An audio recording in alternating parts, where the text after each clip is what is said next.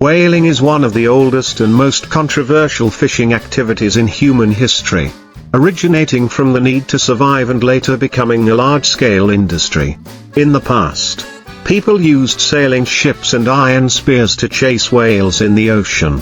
When a whale surfaced to breathe, the hunter would use a rope-attached spear to throw into its giant body, then follow it until the animal was exhausted and died.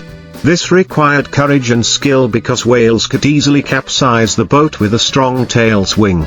After killing the whale, its body would be towed close to shore or onto a large ship for dissection. The whale cleaning work was usually done right on the deck of the ship to avoid the meat from decomposing. First, people would use a large knife or axe to peel off the whale's thick skin and fat, called blubber, which contains a lot of precious oil used to produce candles, oil lamps and later as a raw material for the cosmetic industry.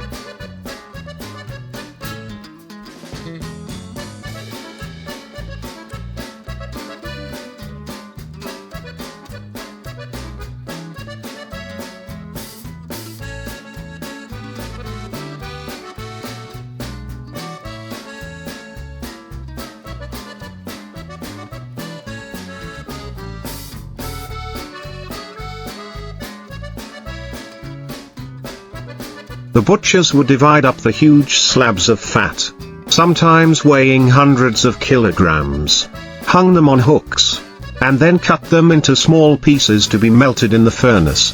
The meat was separated. Some of it was dried or salted for sailors' food, but most of it was not used because it was difficult to preserve during the long journey.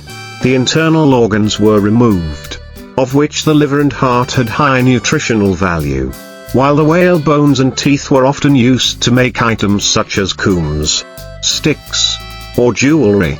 The cutting process took place in the strong smell of blood and whale fat. The deck was slippery, and the workers had to work continuously in harsh conditions. During the industrialization period, hunting became more large-scale with harpoons and motorboats, causing the whale population to decline dramatically. Today, most countries have banned or strictly restricted this activity to preserve whale populations.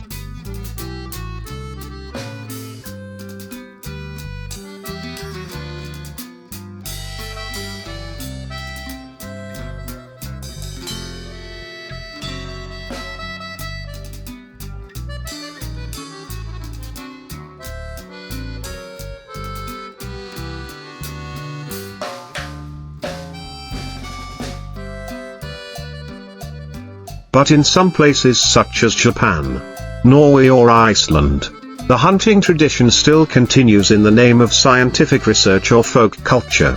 The hunting and cleaning of whales not only reflects the history of human development in exploiting marine resources but also raises profound ethical questions about the relationship between humans and nature, between economic interests and the responsibility to preserve life on Earth.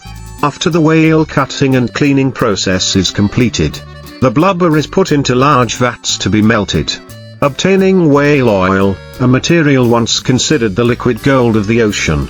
This oil is poured into wooden barrels and carefully preserved, then transported to the mainland to be sold to factories producing candles, soap and even fuel for street lamps in the 19th century.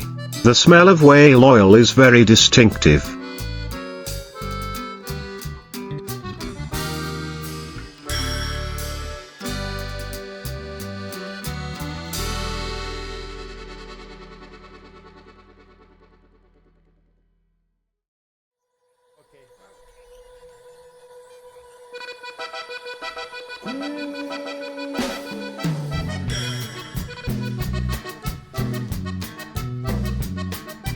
Both fishy and pungent, making the air around the processing area stuffy. But for those working in the profession, it is the smell of wealth and livelihood.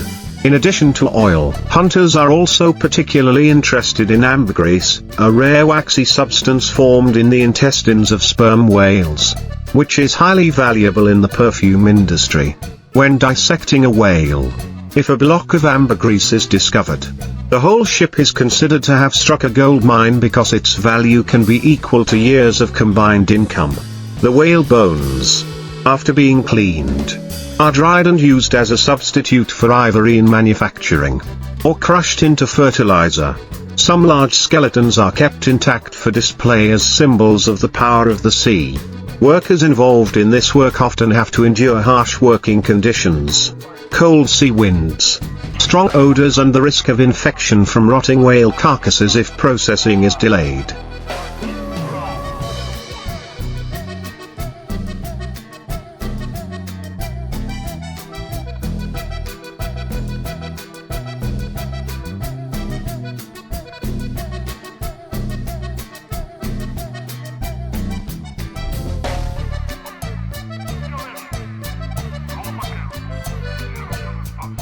However, in the time when oil and electricity were not yet popular, whaling brought huge profits, contributing to the promotion of maritime trade and the development of many busy seaports.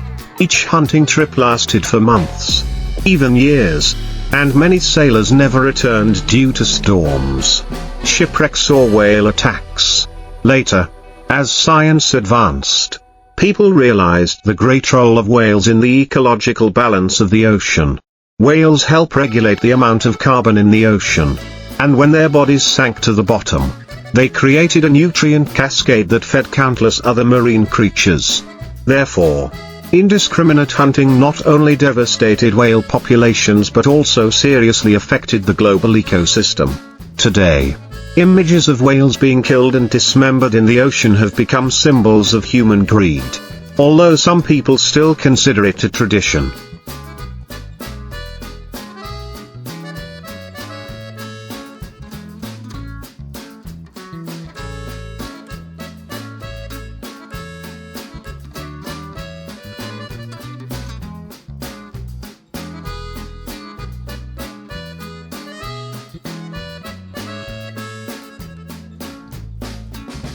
Most of humanity considers whaling to be cruel and outdated. Instead of hunting ships, the world now turns to conservation programs, whale watching tourism and biological research to better understand these giant but gentle creatures. As a way to atone for a past filled with blood and tears on the seas in the later years of the industrial whaling era, the cutting and cleaning process became extremely mechanized. Floating factories were equipped with giant cranes, iron winches, and on-board oil furnaces, allowing the processing of entire whales weighing tens of tons in just a few hours. Once the whales were pulled onto deck, sailors used iron hooks and steel wires to wrap around the body and then cut off each piece of blubber with long, sickle-like blades. Each cut revealed a thick, shiny layer of white blubber, beneath which lay a warm, dark red muscle.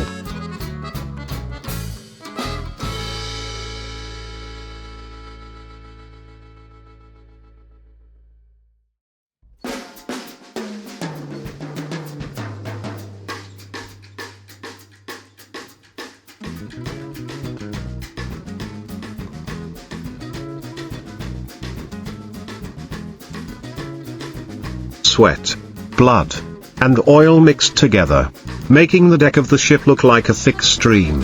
The stench was so strong that newcomers often felt nauseous, while those who had worked there for a long time became numb to the sensation. Workers had to work non-stop, because if left for too long, the meat and blubber began to decompose rapidly in the sea sun, attracting flocks of birds and sharks. The blubber was fed into a cutter, ground, and then fed into a steam boiler to separate the oil. Oil flows from pipes, is filtered through thick cloth to remove impurities, and is then poured into tanks. Meanwhile, the remaining parts, such as skin, tendons, and intestines, are collected and thrown back into the sea or dried for animal feed. The workers often smell like whales for days, their clothes and hair sticky with oil, but they see it as a price to pay for food and meager wages.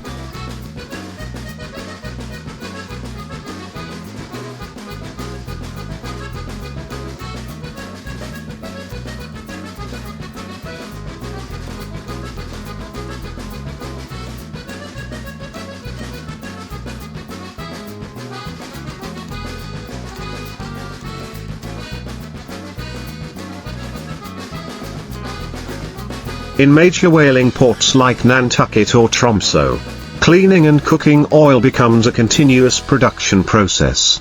When ships dock, people flock to the docks to watch the spectacle as a ritual. Children cheer, merchants bargain, and the town is bustling with excitement, even as the smell of dead whales permeates the air. But behind this temporary prosperity is the rapid disappearance of the whales that once dominated the ocean. As resources dwindle, many coastal communities fall into crisis. Ships are grounded, and oil plants close. That was when humans began to realize the true cost of the destruction they caused. The severe decline of whales has forced the world to rethink the relationship between exploitation and conservation.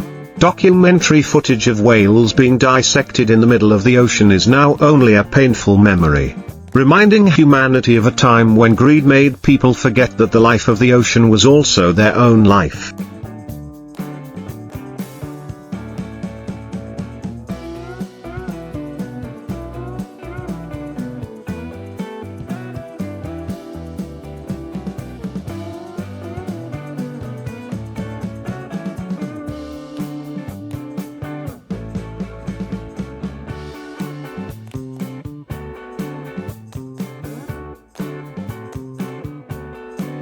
As the years of whaling entered a period of decline, the image of ships leaving port with thick black smoke and the echoes of hammers, the sound of steel hitting whale bones gradually disappeared from the horizon. In many places, once bustling ports became silent. Oil furnaces rusted. Cranes were bare in the salty sea breeze. But for those who have made a living from this profession all their lives, the memories of the days of hunting and cleaning whales are still imprinted in their minds. They said that there were foggy nights. The small ship rocked in the deep sea. The dim light shone on the giant whale's body pulled close to the ship's side. The hot steam and the smell of blood mixed together. Each knife cut was a red streak. Each sawing sound was a life taken away. It was a job both harsh and full of contradictions.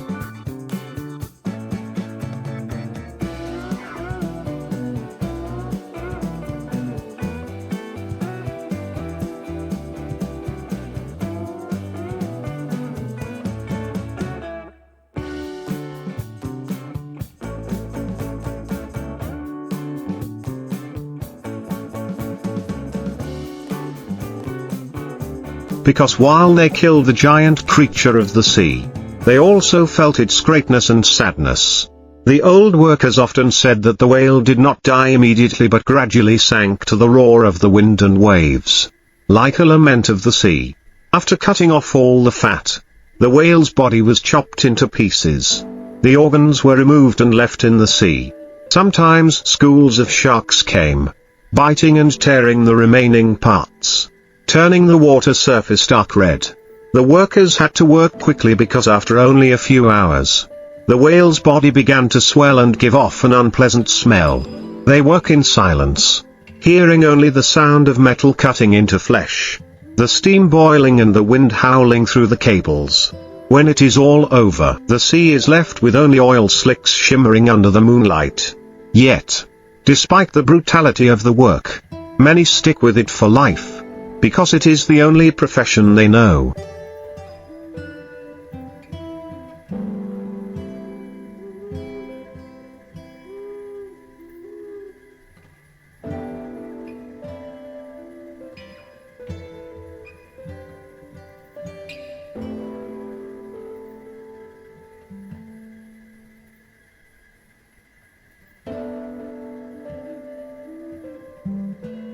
The only way to feed their families in these hard times.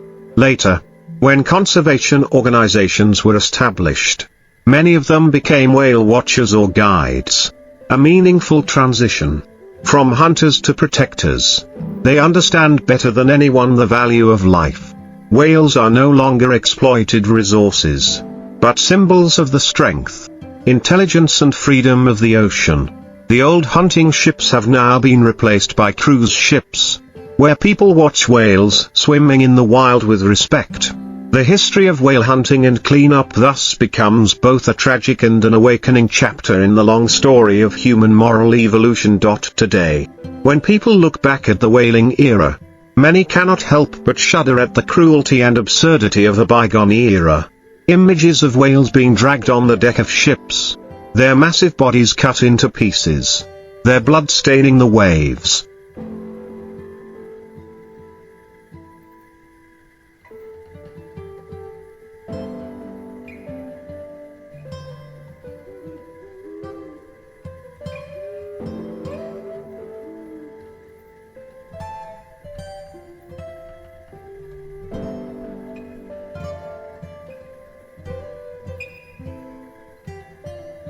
Now appear in museums and documentaries as a reminder. Each whale, each drop of oil, each piece of fat, once a symbol of progress, of industry, has now become a trace of greed and ignorance. During the cleaning process, people once considered it a sophisticated technique, but in fact it was a cold process of taking life. Old butchers said that when the blade touched the whale's skin, a wailing sound echoed through the thick layer of flesh, and each time, they felt a quiet sadness even though they had to continue working. The fat was cut off and boiled into oil. The heat emitted covered the entire ship in a thick oil mist, making the air thick and heavy. Each barrel of oil is the result of hours of labor, the exhausted strength and life of a giant creature. Some say that the whales that were once killed became the spirits of the sea, drifting with the currents and observing humans with benevolent eyes.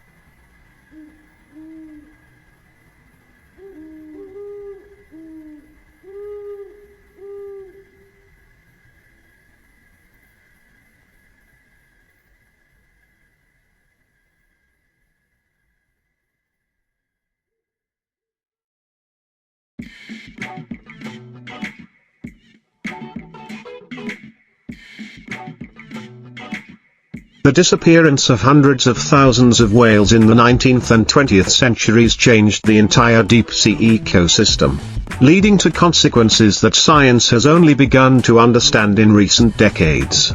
Whales are not only giant creatures but also biological pillars of the ocean, helping to regulate the carbon cycle and nurturing other smaller creatures. Hunting and cleaning them is not only an act of killing but also a disruption of the natural balance on a global scale. By the time people realized this, too many whales had disappeared. However, it was this regret that became the driving force for the international conservation movement. Today, instead of knives and harpoons, people carry binoculars and cameras. Instead of boiling oil, they silently watched whales rise from the water, spewing white steam and flapping their tails in the sunlight. Areas that were once hunting grounds became ecological reserves.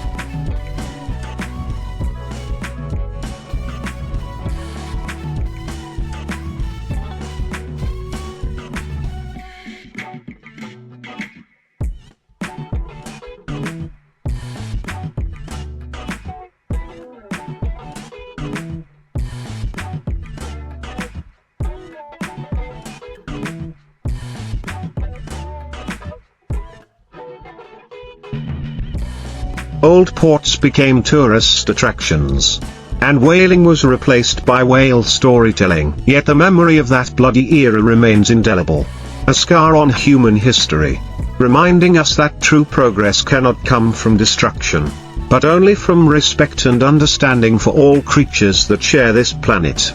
The last stories of whaling are often told by those who have passed into old age, witnesses to an age when the sea was both a source of life and an obsession. They sat by the old dock, where now only rotten wooden pillars and the sound of the waves remained, telling stories of dark nights, when the flickering oil lamp shone on the giant whale's body, when the ropes whistled in the wind and the smell of blood filled their nostrils. They remembered the days when they stood for hours on the deck, holding knives to cut thick, slippery slabs of fat, each block of meat as heavy as stone.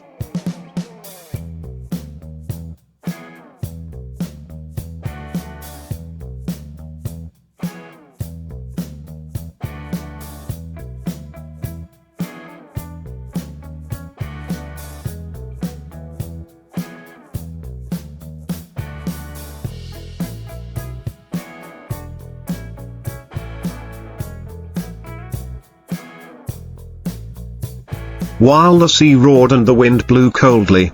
Some said that they saw in the whale's eyes before it died a deep fear and sadness, as if it knew it was being destroyed by the smallest and most cruel creature in the world.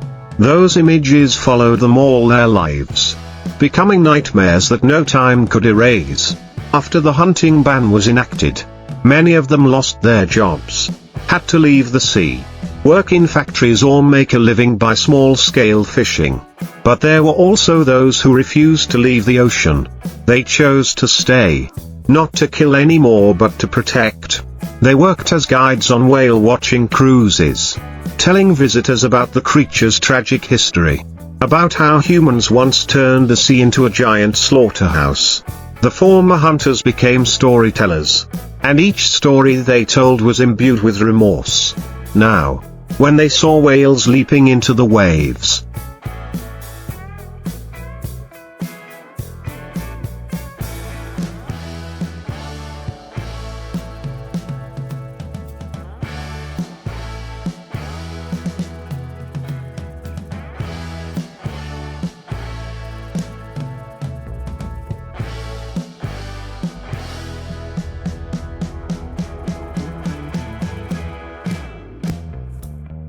spraying white vapor into the sky.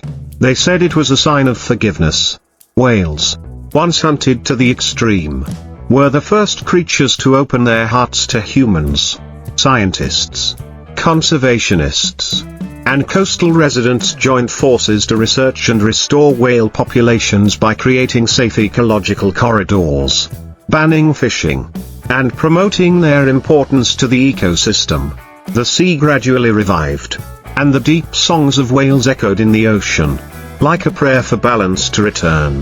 The story of whale hunting and cleaning, though long gone, still reflects the dual nature of humankind, both intelligent and brutal, both remorseful and compassionate.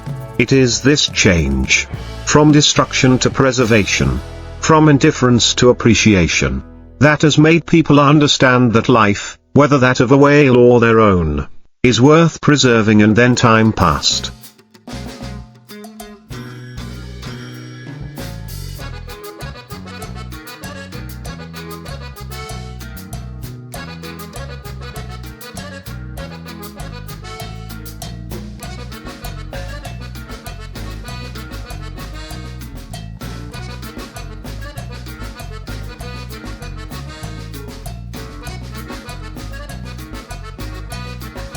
The sea was still blue, the waves still lapped, but the wounds caused by humans seemed to still be there, hidden in the ocean.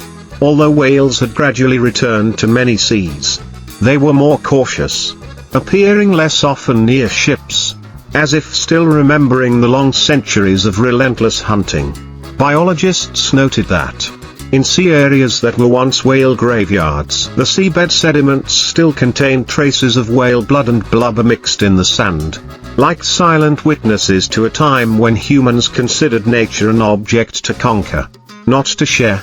But from that very cruelty, a new awareness arose, that human existence was tied to the balance of all other creatures. Without whales, the marine food chain would be broken. Without healthy seas, the Earth's climate would become more extreme. These lessons are taught in schools, in movies, in stories told to children.